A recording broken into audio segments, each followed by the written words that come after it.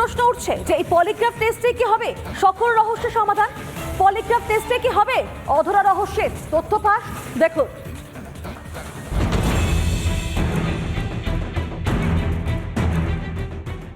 9 আগস্টের রাতে ঠিক কি হয়েছিল?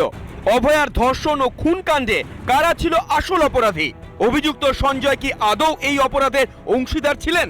সম্ভবত এই প্রশ্নের উত্তর মিলতে পারে পলিগ্রাফ টেস্টে। তাই রহস্য উদ্ঘাটনে পলিগ্রাফ টেস্টের দ্বারস্থ সিবিআই।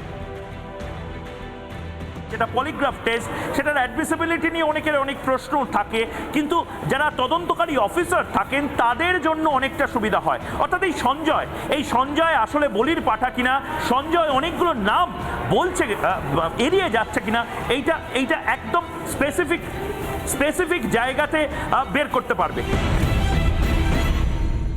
কি এই পলিগ্রাফ টেস্ট? কিভাবে হয় এই পরীক্ষা?